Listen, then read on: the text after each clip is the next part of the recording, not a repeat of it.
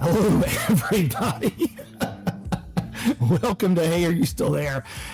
We are recording this in the morning, and Beth already has a stress headache due to me. Yes, you're driving me insane. We didn't even say this is Mike and Beth, but like, all I did was I was like, oh, I'll put my phone on silent and got a sip of water. And you're like, oh, are you finished banging on the table? Like, I just asked because we don't want a lot of noise. oh, like our last podcast, which was nothing but complete chaos with the dogs and It was just one little segment. I mean, people blamed you. They got it right. Okay. Anyway. Well, let's back up. Yeah. You get out of bed and you're like, get out. We got to do our podcast. And you were like, I got all these meetings. I got all this stuff I got to do. And you were just like crazy frantic. And I was like, Beth, just don't worry about it. I'll do the podcast without you. And then you were like, no, I got to be on it. And just get up. And so I got up. Not at all. That is 100%. No, And anyway. So I got up out of bed an hour and a half ago. And we're just now starting the podcast because then I come in here and Beth is doing everything under the sun. I've said it before. Beth wakes up hot, like 100 miles an hour. I walk in, you're banging on our new computer because it won't connect to your phone so you can download pictures, and you're going crazy about that. Josh has a cough, so now you've convinced him he has stage 4 cancer and he needs to do a virtual visit, which you said would happen in about 10 seconds. And then he sat here for 30 minutes waiting for this virtual thing, and all the chick said was, yeah, you seem to be a little congested. You have a cold. Yeah. Yeah. In the meantime, you're also trying to make oatmeal, and somehow you managed to burn my no-burn pot. How was the oatmeal, Beth? Not that great. It was actually pretty bad, if you want the truth. I want the truth. It's pretty gross. I don't know why. I don't know what was wrong with it. It just wasn't good. Now you're looking at your phone. What? I was deleting a picture real quick. Gosh, will you get off my back? What picture needed to be deleted right this second? Actually, I wanted to delete all the ones I downloaded, but it's multitasking. You can't multitask. Have you taken your ADHD medicine today? I just took it. It's not working yet. This is a brand new thing. And does the listener really need to know about this? Yes. You need to share about the struggles you have as a 51-year-old woman that got diagnosed with ADHD as a late-term adult. And, it's like... Okay, here's the thing. I'm having side effects, so I don't know if I can keep taking it. But if everybody's brain feels like my brain felt when this medicine is actually working, no wonder, tired of stress sometimes. Because, y'all don't know what my brain's like inside. And so anyway, it is very helpful. But what I don't like about ADHD meds is you have to take them. They only work the day you take them, and they only work as long as they're in your system. So then when they go out of your system, I think you feel pretty bad. I don't know. This is just me. Who knows? Look, that is a risk I'm willing to take. Okay. Because the good you on this medicine is worth however you feel coming off of it. Oh, thanks, hon. Yeah, it's worth. I'm glad you're willing to sacrifice these things for me. I am. Yeah. Anyway, my brain just I don't even know how. I wish I could describe what it does, but the reason I'm doing a million things is when I wake up, my brain is in a million places. So it's I'm going to do this, and then it makes a connection to something else. So how long does this medicine last? 12 hours?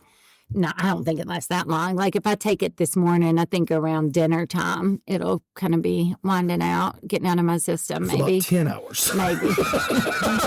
Sorry, I was off by 2. So why don't you just take 2 a day? Because you can't sleep if your mind is rested, you should be able to sleep. I know, but I think it still I don't think it's all about, your mind's not the only thing that keeps you awake. Other things do. And also, I don't know, I don't think I can. I guess I could ask them. I've done this 3 days. I'm going to ask Chat GPT. Okay, you do that. Dr. Chat. Dr. Chat. Yeah, see what Dr. Chat says. George Paul Thomas. I'm going to ask him, can Beth take this ADHD medicine 24/7? But I don't know, conflicted too, because are you reading on this? I mean, we never talk about political stuff. But anyway, let's just say that there's some stuff going on. Claude is another AI system. And if you're going to use one, I'm wondering if you should use that over Chat GPT. And we won't get into it.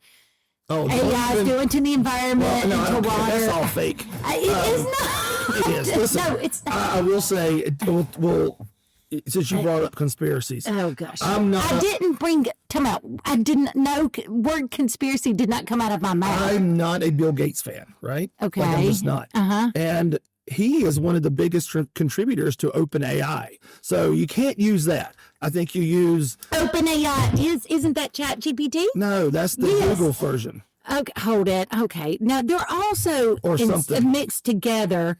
Hold it. I have to know now. Because that would be the only thing that would sway me off ChatGPT is if Bill Gates had his little fingers in it. OpenAI is governed by its nonprofit OpenAI. How is it a nonprofit? Exactly. That's what he does. He has all these nonprofits. He buys up all this land. He does all of this stuff to manipulate the world. He's not a good dude. I never said he was. Okay, Claude's owned by this other thing. Who owns? Let's see. Claude. Well, I didn't name it. I'm just saying there's big debates too online about which is I know, better. Dr. Van Dam. No. ChatGPT is owned and developed by OpenAI. Oh my gosh! So there you go. I'm off of it then. I know it's what I'm saying. So you need to. There's Microsoft. Or is that OpenAI? Well, I was going to say Microsoft Copilot is also Microsoft. So I think Claude could be one of the only. This is not. And maybe that's what I mean. Maybe I mean Microsoft Copilot. I don't know. There's one of them that I'm just like, he's directly connected to. And maybe it is. Well, no, I just looked up OpenAI, and OpenAI is open. It says Microsoft holds a significant stake in OpenAI. Well, there you go. So I just can't. I can't do any AI anymore. Well, I'm glad now you won't destroy the environment or whatever. But listen, you can do the Claude. I've never used the Claude, as you call it, but okay. And I'm going to use Seagal. What is that? Oh. And we'll see. Are you doing like Steven Seagal and Claude then? And we'll see which one is better. That is such ridiculousness. Anyway, yeah. And my work, I think most workplaces are pushing everybody towards Copilot. And what I don't understand, I think it even might say Copilot is powered by like OpenAI, but like they're very clear, like you can't use ChatGPT. But I think ChatGPT somehow, I don't know, they're owned by the same place. I don't understand enough about all the backdoor stuff about AI and how it works and who owns what. But it does make me sad because I've read all these stories, not just about the environment, the noise that's emitted, the water impact. It's really sad what these centers do. Josh and I had this talk the other day. Water's unlimited. Like, it doesn't matter. Just use it. No, y'all are so dumb. No. Okay, we're not going to do this. Like, there's oceans. There's rain. We ain't going to run out of water. God had so much water, he flooded the earth one time. Okay, you sound ridiculous. Okay, anyway, it was interesting, though, having a talk with Jacob and Josh about their generation's use of AI. And Josh, basically won't use He's AI. Anti-AI. He won't use it, which is interesting for what generation is he? Gen Alpha. Yeah, so he's in that tweener stage, but I think he's Gen Alpha. I think he kind of is on the cusp of the two. Yeah, so it's just interesting. Jacob's Gen Z. Yeah, right? Him and Maria. I think, yeah, and Maria uses it a little. Jacob uses it a little, but they use it a lot. I don't know that Maria does, but anyway, it's just interesting, and I don't know that anybody thinks about privacy or environmental impact. I know their generation, their age doesn't, because like when I've mentioned it, they're like, oh, we don't have any privacy, or they'll say that things like the same sites that are causing all the problems with AI, like with the water and the environment, also do it with like Facebook and other platforms. So I've tried to do some research, and I read this really long article, and it's about how those data centers, you can't, because like some people will give you a stat like, oh, if you say thank you or please to ChatGPT, you've used a bottle of water. But they explained how it's really not that simple, because it depends, like so many things, kind of like where the data center is. I've heard the extreme stuff where they're like, if you type thank you, then you use a bottle of water. Right. You know what I say? I just keep typing thank you like 10 times. No, you don't. I do. I'm just like, it's that oppositional defiance I have in me. I'm like, don't tell me I can't type thank you. Well, you know what you don't need to do? Well, should I just tell you to do things then? And then, no, let's see. If I want you to do the opposite, I'm going to have to think through how I'm going to motivate you to do what I need you to do. Yeah. With your oppositional defiance. But yeah, I don't know why we're even talking about this with AI, but yeah, there's a lot in the news though about Claude and like the U.S. government and the military's use of AI. So, and we don't talk about those things on here, but for those that are interested in going down a rabbit hole of like, if you do need to use AI, what AI you would use, there's all sorts of stuff out there. Well, you just lost half the listeners. No, one thing I will say is I did read a funny comment, and it was kind of true. And it was like, AI can't build an Excel spreadsheet, but we're going to use it to tell the military, like, what to do or what to bomb or something. And that is, I mean, AI can do some stuff, but I've used it, like, some at work, and, like, I've gotten so frustrated, like, because I wanted it just to pull stuff from an agenda, like from meetings, and put it into an Excel spreadsheet. And it was like, I'm sorry, Beth, I can't do that, but I can tell you how to do it step by step. And then I'm like, well, why do I need you if you're going to tell me how to do it step by step? Or like I would tell him. I use it for like my sermon prep.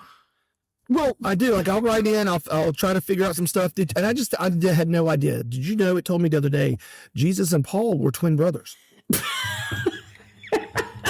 Are you trying to be, what are you doing today? Like being a stand-up comedy? I'm trying to get warmed up for my class tonight. Because I'm like being serious about stuff that I'm using, and you're just nonsense. But like, no, I try. Because I don't use Chat GPT to like, I don't know, tell me who to bomb and where to bomb and how to do military stuff. I just use it for simple stuff like, does this question make sense? No, what I'm saying is like for us, there's like now in your Microsoft like Outlook, you have like you open up and there's like your email and your calendar and Copilot's over there to the side, the chat. And they want you to use it. I know it does. And it says, do you want to? I'm like, no, get away from me. But the one thing it does is sometimes it can tell that I'm frustrated because it'll keep asking, like let's say I'm like, write a letter to Michael. Write a Valentine's card to Michael. You know, never happened. But yeah. It says but Jesus and Paul being twin brothers is more likely. But go ahead. So let's say I'm like, write a Valentine's card to Michael, and then it would be like, okay, Beth, and it'll start to write it, and then it'll say, now, do you want this to sound sentimental or this? And I'll be like, I don't care. Just write a card. Exactly. Now we know the truth. So like, and then it keeps asking me questions. Or it will do it wrong, and then I get so frustrated that it'll be like, I can tell that you're frustrated, Beth. This is on me. It will say things like that, like, oh, this was my fault. I'm sorry. It won't say it's my fault. It will say, this is on me. I'm sorry you're frustrated, Beth. Well, there's a common denominator here. We now know that you've driven Copilot crazy with your demands. We also know that you've driven our Google Home crazy. Okay. Well, you experienced that this morning. Beth always asks questions to Google Home that is so confusing. It's like, it'll literally say, I don't even know what you're talking about. And then I will ask the same thing in the way a sane person would ask a question, and Google's like, oh, okay. And no, it was like, all I asked it, what was the question? It was about oatmeal. I was just asking, like, do I need to boil the oatmeal for a minute or something? It was a yes or no question. It was like, I'm sorry, I don't understand. And yeah, it made me so angry. Your question was, hey, Google, do I make old-fashioned oatmeal on the stove? Or something like that. I don't know, something like that. It was so simple. And Google's trying to answer right now. And it was like, what? And I was like, let's re-ask it a different way. And I asked it, and it was like, sure. And it brought up all the stuff we wanted to know. And so I'm just so glad Google Home and Copilot get to experience what I've experienced for almost 28 years. It makes me mad too, because sometimes I'll be like, Google, is it going to rain today? And it'll be like, I'm sorry, I can't answer that question. I don't understand. And I'm like, it's the weather. This is the most simple question. But you have to very specifically say, what is the weather today? You have to say it like that. You have to be so specific. Any harder than saying, like, just say that? how smart is it if it can't understand nuance of like my? Is it going to rain today? That's the impossible questions you ask me.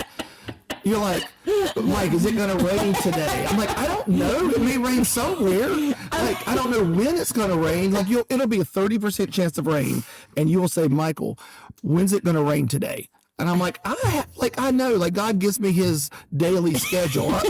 I'm not on God's Gmail calendar. I don't know what He's scheduled for. He doesn't have the weather on the top of your calendar every day telling you exactly so I'm just what's saying, going to like, happen. you're asking these things, impossible questions that they're just like, how am I supposed to know? Okay, well, I think that they didn't get the right test audience. You know how like medical science didn't do any like test or research on women's health. They use men forever. I feel like that's what happened with these devices. They get a bunch of men in there and they're like, hey, for this Google Home device, men just ask it questions, and y'all are just like, who won the so-and-so game? Or, you know, you're just asking like these basic, simple questions, and they built the entire platform based on like you and your brain, as opposed to like challenging the machine, challenging the technology with someone like me. You know why, right? Why? Since you brought it up. No, don't. It's going to be offensive. Whatever you're going to say, don't say it. You know, that's a great segue into what I want to talk about. Okay, let's do it. What? We hinted at it last show, and we said we may do a pop-up, but we ended up not doing a pop-up because we got busy. The idea of being offended. Yeah. And where does that line up? And I'll just kind of give a background story super fast, because there's actually two debates that have come out of this I'd like to talk to you about this morning. Oh, briefly. boy. Okay. So what happened a couple of weeks ago, I had left my phone at church laying on one of the seats. Well, two of the people at church found it and thought it'd be funny to take a bunch of selfies with it, which I was totally fine with. I didn't find it until maybe a week later. They had taken these selfies. One of them could be considered offensive. Yeah. If it was done meanly. Yeah. If it was done in fun and jest. Yeah. And so Just silliness. I thought it was funny. I posted it on social media. Yeah. Right. Well, we had two people in particular that got upset about it. And so I was like, all right, I'm just going to take it down. Yeah. Right. They were both offended by the picture. Uh-huh. But their offense, both of them, attributed it to sinfulness. Uh-huh. And like, because they were offended, it must be a sin. Right. So my first question is, where does offense end and sin begin? Like, who are we? Can we ask Google this question? Yeah. Because I'm sure we're going to get a good answer.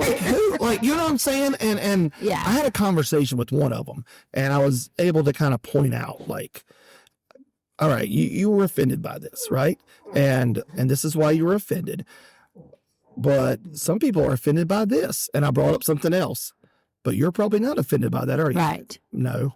I'm like, see, like, and I brought up a few more examples. Right. But I was Yeah. just kind of like, let's, you know, and I paused, like, I'm sorry it offended you. Like, that was not my intention. But, Right. you know, and I was very straightforward and said, but just because your preference was that offended me, that's not something that's sinful. Like, you know. Right. So what do we do with that? Well, it's like, and this happens so many times where people, I've had this, and I think particularly us working in ministry and living in a fishbowl, we get other people's ideas about what's sin and what's not cast upon us. Everything from like, you know, somebody has a picture of me drinking a glass of wine, and people like in the Northeast, I remember one of my friends went to seminary there, and her group would meet in like a pub and do a Bible study while having a beer, you know, just a very different philosophy around alcohol versus growing up in the deep South where, you know, that is, quote, sinful, or you would, you know, or to the point that some people wouldn't even eat in a place that served alcohol back in the day. So that's like an example of something where, you know, then somebody would be upset, like, let's say with me or our church, and might say, well, now I can't support anything your church does. You know, like, hey, I was going to give money so that you can put food in your food pantry, but I'm not going to give you money now because I saw that you, as the pastor's wife, drank a glass of wine in a We pitcher. can even bring that up. We run our Hope Center, which gives out free food and free clothing. We had a local church that was volunteering occasionally. Yeah. They saw that our church was having a women's outing to a winery. Right. And they stopped serving at our Hope Center. Yeah, because of that. Because of that. And I think this is where it gets slippery and the line's difficult, because just like you just talked about, you don't like Bill Gates, so you don't want to use some of his products because you don't think he's a good man and you don't want to sort of financially support. So I'm not saying I agree with this, but I'm saying, so that church is probably thinking like, this group's heart is not in the right place or what have you. But I think the problem is with that, and they would probably say that for the Christian circles, they will understand this terminology. For the people that listen that aren't Christians, that this was impacting my witness for God, my witness for the Lord by like being on this women's wine day and having a glass of wine. But I think the issue is there are, of course, the things that are clearly sins. We can easily, if you're a Christian and believe these things, and I think even most people who aren't Christians would say, we shouldn't murder, like probably not good to be so envious of people that it destroys your life, So like there's those 10 commandments that appear to be black and white, because in the extremes they are. So those sins, well, of course, we would say you shouldn't do it. But then there's so much stuff that is more in this area of, to your point, one person's offended by and one isn't. That's why we have 80 million denominations, I feel like, even in the Protestant church. We won't even talk about like then Catholicism versus Protestants or anything like that. Just in the Protestant church, because people might want to fight to the death over whether you have to fully immerse someone to baptize them or sprinkle. And to me, that's where the breakdown occurs, because a few of my thoughts are, I don't understand why I would be expected to live my life in such a way. I'm already a perfectionist, but I'm not perfect, and so I can't even live my life to my own standards of perfection, much less trying to live it to everyone else in the world's standards of perfection that's there looking at me. And number two, so many of these things, if you don't like it, especially on social media, scroll on by, snooze me, unfollow me. Like, you don't need, I know this will blow people's mind, but I don't need to know every thought that pops into somebody's head about what's right and wrong. Okay, and that brings me to the second one. The first person that was offended brought it up verbally, which is, I respect that. Right. Yeah. The second person to person coming to you, probably, which is a biblical thing, like coming to you first to talk to you about it, to talk it out, to understand. Yeah, Yes. Yeah. The other person did what I consider the drive-by judgment. Yeah. The picture had gotten some traction on social media. All the comments were good. They were funny. Yeah. People got it. Yeah. They were just like, oh my gosh, that'll teach you to leave your phone. It was just, people got it for what it was. It wasn't mean. It just wasn't. Yeah. And then you get this one person that wanted to stop scrolling, saw it, stopped, and then wrote this whole thing about, I can't believe Christians would laugh at this. This is horrible. This is what's wrong with Christians nowadays. You're too much of the world. You read it. It was just kind of this foolishness. And the thing is, this person, I've probably met 2 or 3 times in my entire life. He's somebody that, I bet he's a hoot at a party. I bet he is too. Oh, I life of the party. He goes to another church, and, we met through an acquaintance. And so we've been, we're Facebook friends, but that's it, right? So it's like, especially if I'm scrolling and I see somebody I barely know that I'm Facebook friends with put something up that I disagree with.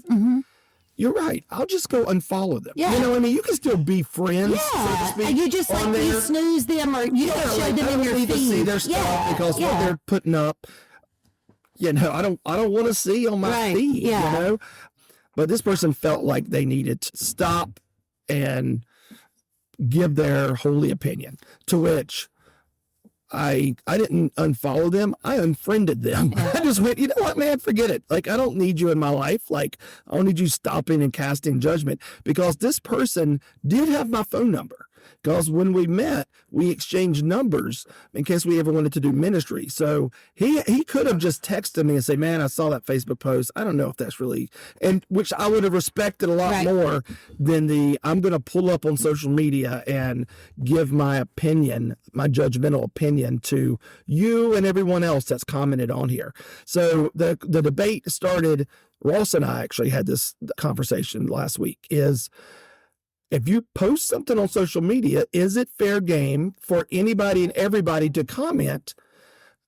Which is what most people would say. They would be like, well, you put it out there so like anybody can comment on it. And then I'm like, but I mean, I guess you have to go into it, as the law would say, assuming the risk. You assume the risk that if you put something out there, somebody's going to say something hurtful or mean or whatever. But at the same time, I view it like, I don't know, it's kind of like my house, you know, if I've got a decoration you don't like in the yard, you know, and this also goes back to what I was going to say about him. My neighbors have a lot more right to speak into what's in my yard, because it can impact their property value. It impacts our neighborhood. We're part of something together, a community. Somebody in England, why do they need to talk about what I have in my yard? It doesn't impact them. And I think that's the other thing that bothers me about these scenarios. If it's somebody in our church or super close friend, or again, I'm not talking about extreme things.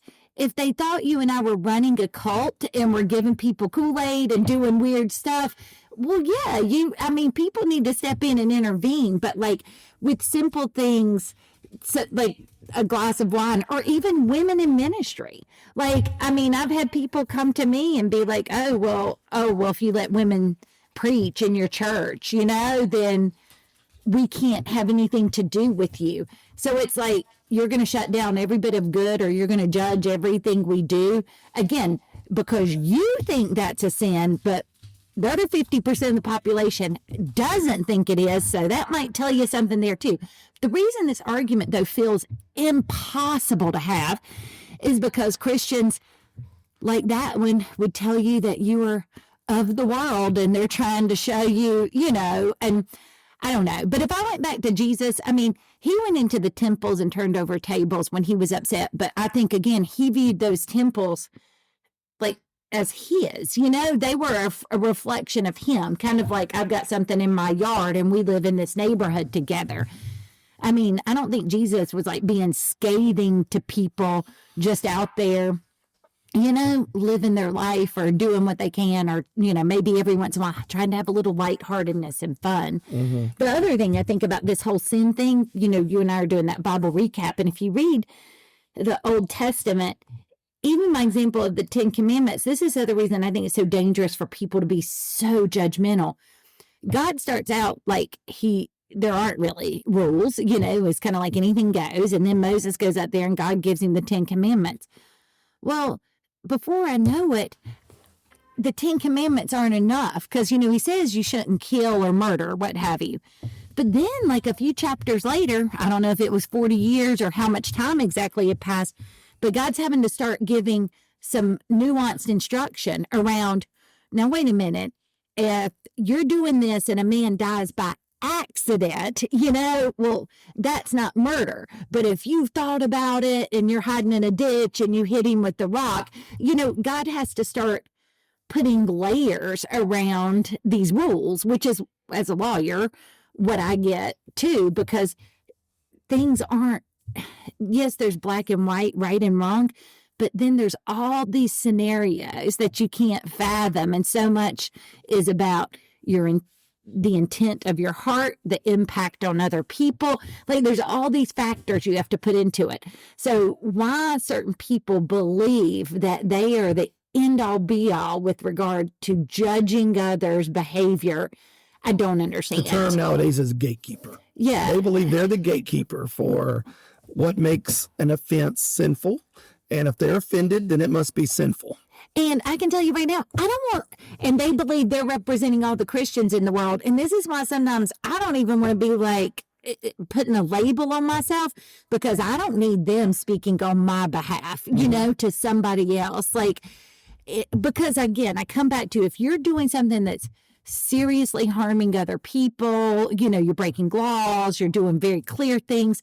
Yeah, somebody needs to call you out. But frankly, how helpful is it really helpful when anybody calls out anybody in a comment on social media? Yeah, nobody's view has ever been changed based on a Facebook post or a converse or a fight, really. And frankly, even I don't think a text works either, because you get into a text fight. The way you do it is the way you said the other person did. You have a conversation, and you may eventually, I never will forget, years ago, we had someone, and he didn't believe about women's role speaking in the church. And of course, disagreed. But we had a lengthy conversation about it. And in the end, he didn't convince me to change my position, and I didn't convince him.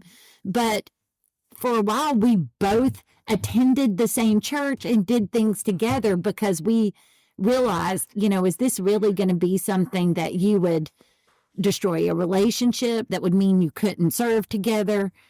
No, you know. And I think this is, I guess what I can't comprehend, I got enough, and maybe this is the perfectionist in me, I've got so much stuff in my own life of me that's a mess that I need to work on. That's going to take all my time and energy. I don't need to be looking out there searching on Facebook for what everybody else is doing that I think is wrong, so that I can point that out to them. And that to me is like probably the biggest part of it. But it's, well, I thought of this analogy, and this is what I shared with Ross when we were talking about it. To me, it's the equivalent of you're eating at a restaurant. Yeah. Somebody walks by and sees the food you're eating, and they stop and tell you shouldn't be eating that because that's unhealthy. Yeah. You know? Yeah, and, like, why are you eating that cheeseburger? Right. You know? And or the French toast cake. One time we went somewhere, you know, it's like, that'll clog your arteries. Yeah. So, I mean, you know, that's what social media is people walking into a restaurant, looking at your table, because it is public. I mean, what you're eating is out in public. Yeah. Anybody can stop and comment, but nobody does that. Right. Because they're sane. You know? Because, and because it's in person. Like, and they don't feel like I need to go up to you and say, excuse me, sir, I don't think you should eat that. Have you had your cholesterol checked lately? They get punched in the nose. But they can say that on social media because they're, as they say, hiding behind a keyboard, you know, hundreds of miles away. They can just say whatever and move on with their life. And it's like, I don't need you telling me what I can and can't have on my plate. Now, if he walked by my table and I had lines of cocaine, I was snorting, then stop and be like, whoa, man, you can't be doing that. That's like, you know, like that's not good. Like but the picture was not lines of cocaine. The picture was just something silly that it's like, okay, you didn't like it, move on. Well, and the other thing is, because the people sitting at my table enjoyed it. Right. And again, it comes back to two, I think, it's kind of like that analogy about in your community, in your yard. If somebody's part of your group and they feel like they want to talk to you, I think that makes sense. But somebody that you haven't talked to in 10 years and that never talks to you, again, what's it to you? It's not like you're affiliated with me in some way. It's not like what I've done has smeared your name. And I think back when we were getting married, this was the primary thing when you had said you wanted to be in ministry, like for me and for my kids. I think when people talk about the burnout and everything and pastors leaving, I think it is the microscope that you live under. And our church is fabulous, but I'm not even talking just that. If you are in ministry in any way, everybody in the world feels like it gives them a license to judge every little thing you do. And not just you, your spouse, or a partner, your children, your whatever. It gives them, they think, what other jobs in the world, you know, are you like, I decided to be a lawyer for the hospital, so now my children are going to be judged based on that? It doesn't happen. And, you know, I think about it like this. I mean, pastors do horrible things. Yes. I'm not defending a single pastor. Right. But one of them will get caught doing something, from an affair to embezzling money to worse, Yeah. some type of abuse. And they'll have it on the news and or for social media, we'll say that because people can comment there.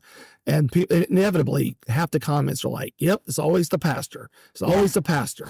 And I'm like, we see other professions that do the same thing and nobody's like, oh, how about our leaders of our country? Yeah, exactly. I mean, you know. But they're not saying, oh, it's always the cashier at Target. Yeah, you know, exactly. like, but it's like, it's always the doctor, it's always the lawyer, it's always the accountant. and I get we're supposed to be representatives of Christ. Right.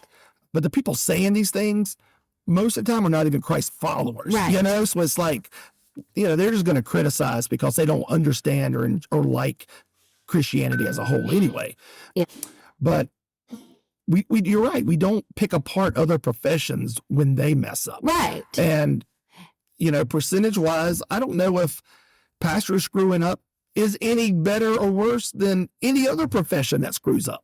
Well, and the other thing is, we'll say we're going to boycott a company or whatever, but leaders and people in companies do horrible things all the time.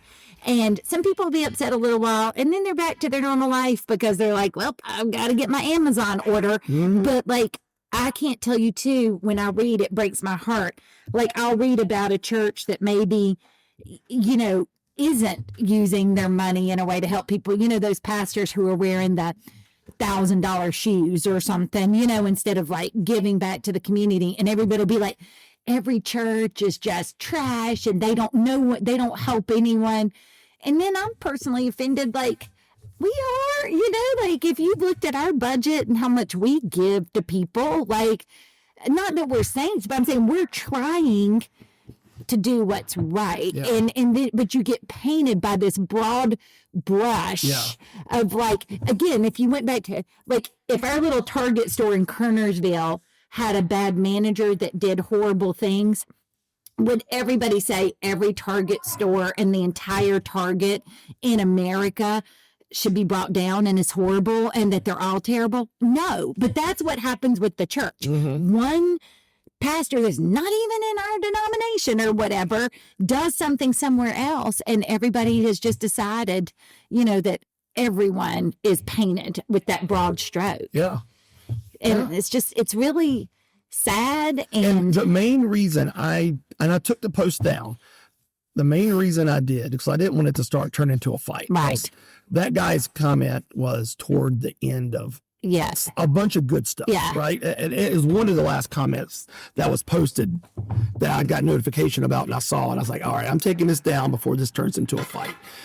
But the main reason I did is I didn't want a new Christian or a seeker, you know, see those comments, his comment, and think, yeah, this is why I don't want to be a Christian. That whole judgy. I don't want to be under a microscope constantly. Yeah. And I mean, I've talked about my stand-up class. Yeah. And there's another pastor in there, but and there's one other guy that says he's a Christian.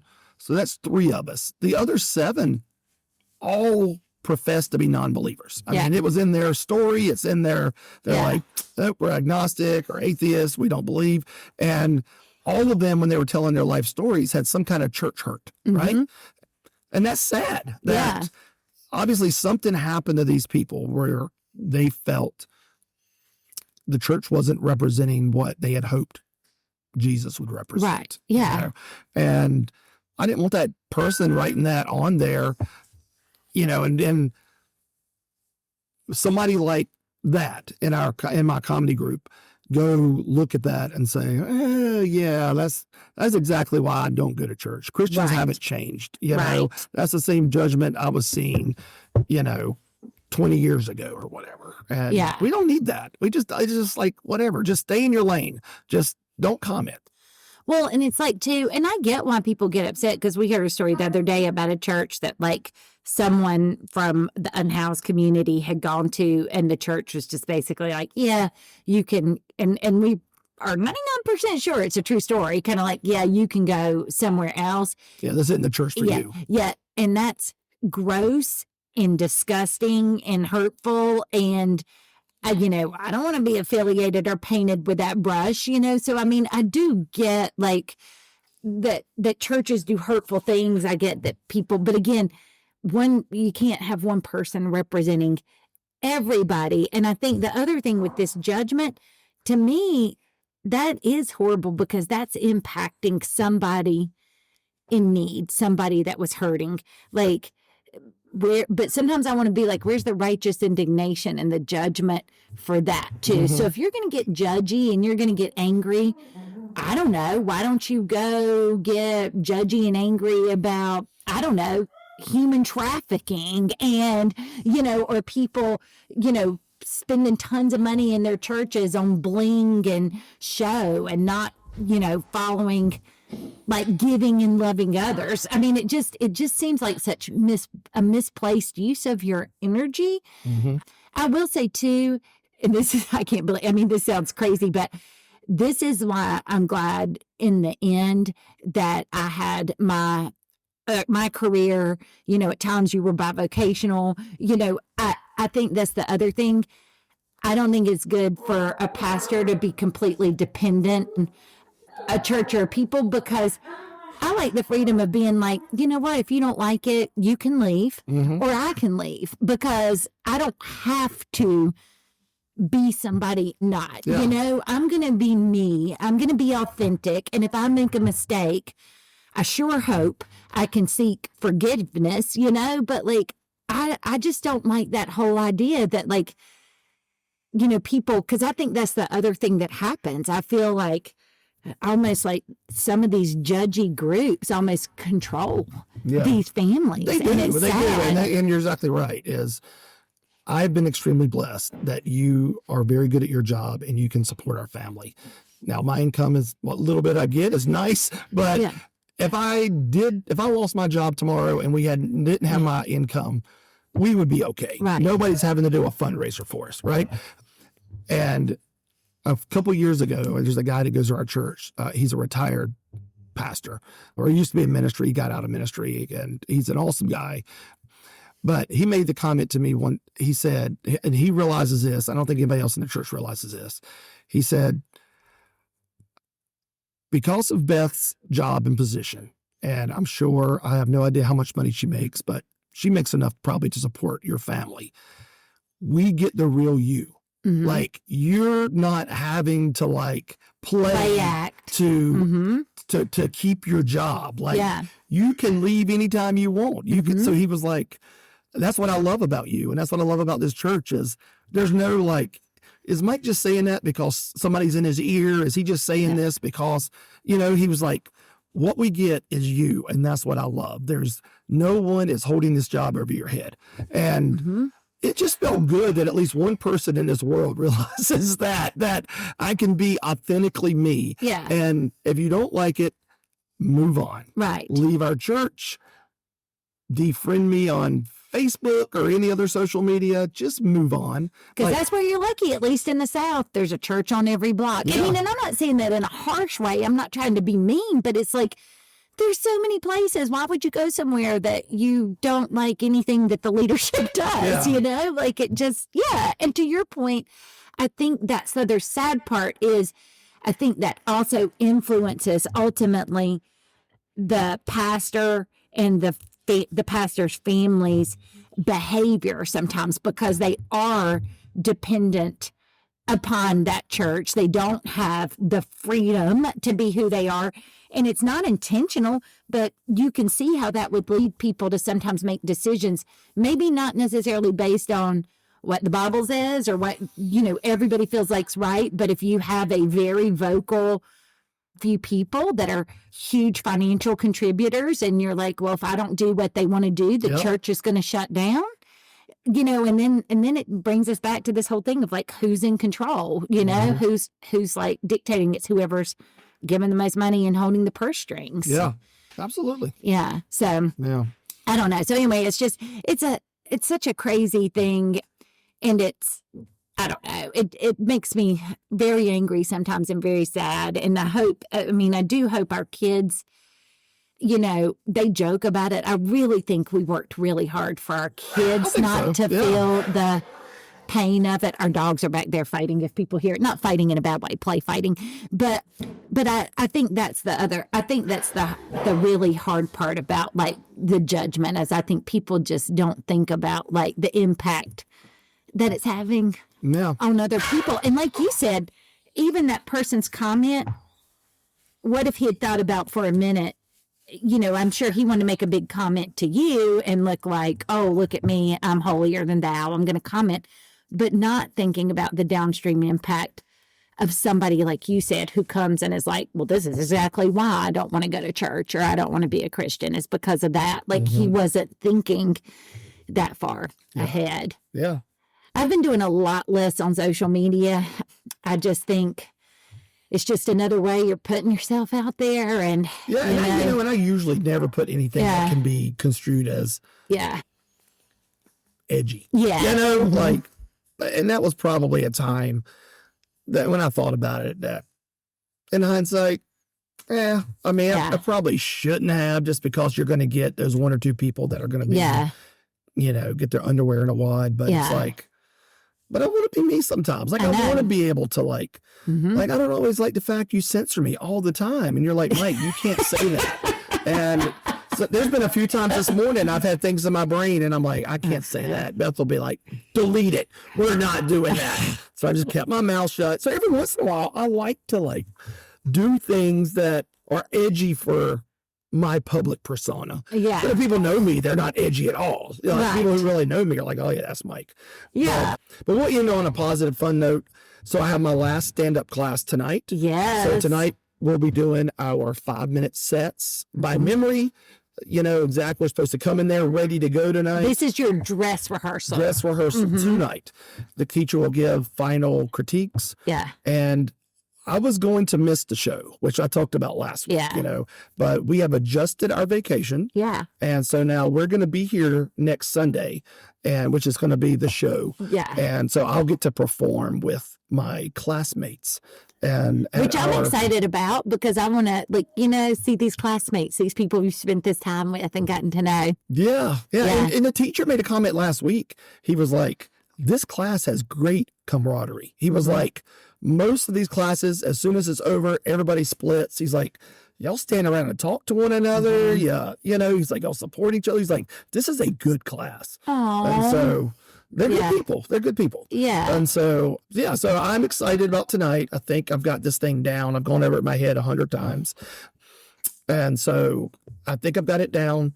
And then we'll see what happens next Sunday. So with the public show. So if you want to buy tickets, not that any of our listeners are gonna, we've got a lot of people all over the country, but so the Idiot Box, Greensboro, 7:30 Sunday, March the whatever that is, 8th. We especially want people that have really contagious laughs. Yes. Like Maria.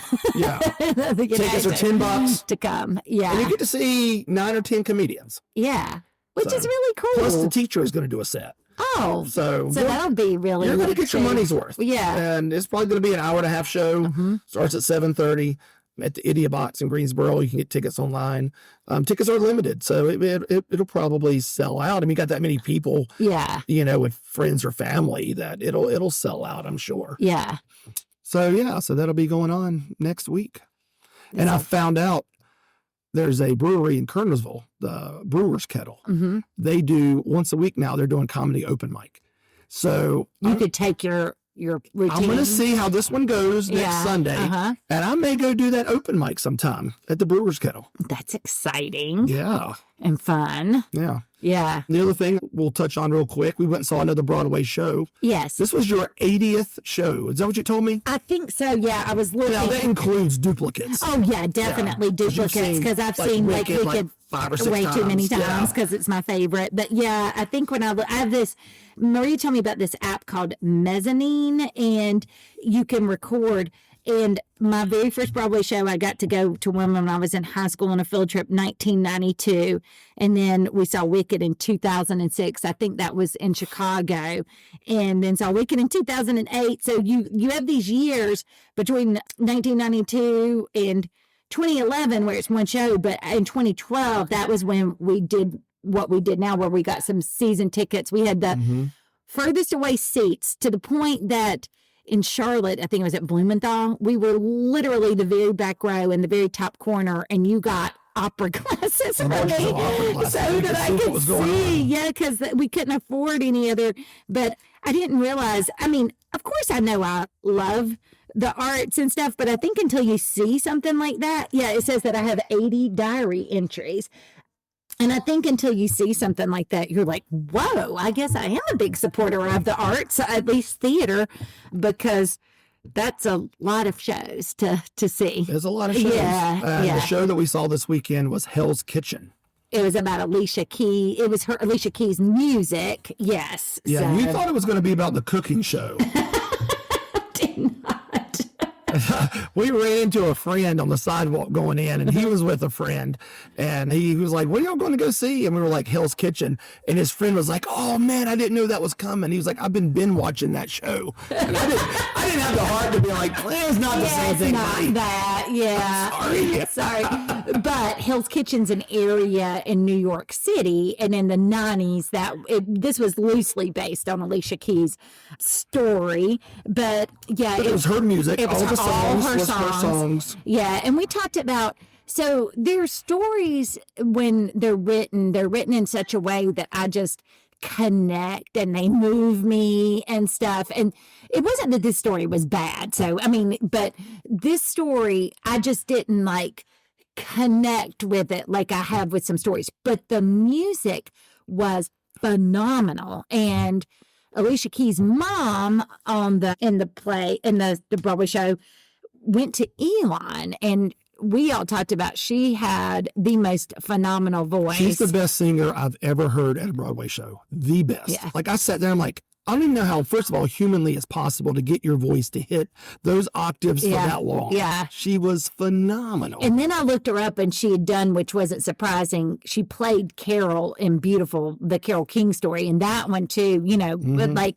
you're singing, that's her, like those songs and that voice, I could definitely see that would have been probably amazing to see her into. Yeah, I thought the story was okay. Yeah. I mean, it was what it was. It was the glue that held it all together. Yeah. But the actual music itself, now granted, again, Alicia Keys is great, her music's great, but the performers are what made it. Yeah. Like, the actual singers, it was one of the top 5 music that I've ever heard at any Broadway show. And I think the other thing that's so interesting about Broadway shows, because you're so good about trying to rank them, but I struggle with this because different shows bring different things. Like, so for example, Frozen, of course, Maria loved that one, but there's these amazing like dress changes, or The Lion King has these elaborate costumes. So some shows have just amazing and immersive sets and costumes.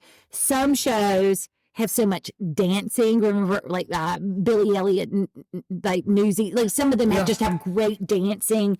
Some, I think it like Chicago and Come From Away, or Come From whatever, that one about the 9/11 play. Mm-hmm. They have almost no backstage, like no background. I mean, just very simplistic. But you just get so immersed in the story. And then some have so much music, like this one. And I think that's the other thing. And not that this one didn't have a good stage and everything, but, it wasn't like it had a lot of like amazing stage scenery changes or anything like that.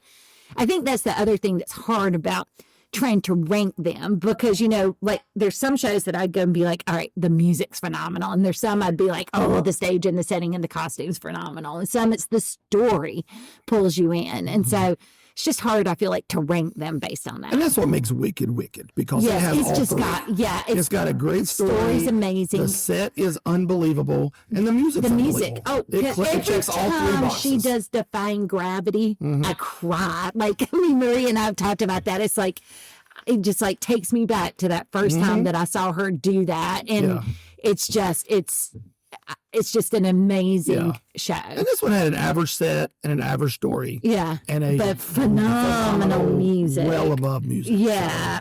So I would highly recommend it.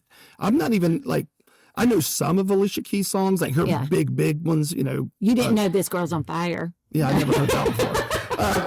I knew that. I mean, there's a couple that I knew, New York, whatever. Yeah. But I didn't. So for me, a lot of the music was brand new. Yeah. And I still was like blown away by it. It did. We talked about it, made us want to go listen to more of Alicia Keys, like more of her music, you know. I mean, I've listened to her some, but it made me want to listen to that even more. Yeah. So, yeah. So anyway, highly recommend when you can going to some of these shows. And if not even those, like even local small theater. I don't know. There's something to be said for people. Everything in our world now is so scripted.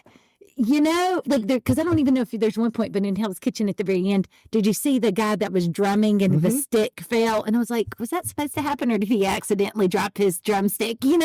So there's just so few things in life that we still see. And maybe that's part of the appeal, too, of like the stand-up comedy live and things, but that are organically, you're watching them, that moment, that's the only time in history that moment's going to unfold that way, because it's not recorded. Yeah. And yes, these shows run like clockwork, but there are little things that may be different that you'll see. And so, I don't know, there's just something to be said, I think, for these live, in-person, artistic type events and supporting those. Yeah. Yeah. All right. Well, hey. Yeah. We made it. You cooled down a lot. You were very angry when we first started the show, but I'm glad I could loosen you up a little bit. And get you to calm down. At some point, this is a totally random comment too, but I was, we talk about jobs and stuff. I was talking to Maria the other day, and I just get so like taken aback by the things that people, either jobs they have or hobbies they have and things they'll do. So Maria's taken a class. She's in the film school, but she's taken a design and production class at UNC School of the Arts. And the professor let her in, even though she doesn't have all the background. I think this is a very kind thing. This professor's really working with her so that she can, because it's like a theme park class, which is what Maria wants to do. But she said everybody else there does like scenic design, so they know how to use a lot of software and things. She doesn't. But they are going to do a prototype of a ride. And so she said, and I was like, well, wait a minute, I can't even fathom how you do this. Are you like drawing the roller coaster and all that stuff? And she said, no, we'll take the track of like an existing ride and then we'll put our stuff over it and explain. And she said she wanted to do hers on like The Secret Life of Pets, which is at Disneyland. And I'm like, well, how do you find the tracks? And she's like, oh, there's this website. And she told me, so there's somebody who goes out and he puts together these like diagrams of the tracks and like each section and everything. And she said that they didn't have The Secret Life of Pets, and so she emailed them and they emailed it to her. Anyway, I don't know why I just thought of that. This is my ADHD brain, but yeah, that medicine's not working right now. You were doing so well, and I was wrapping up the show, and I don't even know how we got here. This is it. We're done. No, I'm going to cut you off. All I was going to say is, I just think that it's so neat. Like, I don't know, there's just like some quirky hobby or job or something out there for everybody. And I think that's the other thing that I just find fascinating about things like that is like, who would think that that's something somebody can do? I don't know. I always look at things on the surface and think, oh, well, that's all there is to this. And then you can see how intricate and all the details of it. But you're right, I did jump the shark right then. I just kind of went way off. Cut all this out. No, you can't edit it. Yeah. Okay. I mean, you make me edit myself. Maybe I'll edit this part out. Okay. Well. Say goodbye, Beth. Oh, say goodbye, Beth. We're also like that joke. It's kind of a punish, like the stuff he likes. Yeah. It's his style of humor. Easy humor. Yeah. Yeah. All right. Well, this has been Mike. And Beth. And this has been Hey, Are You Still There?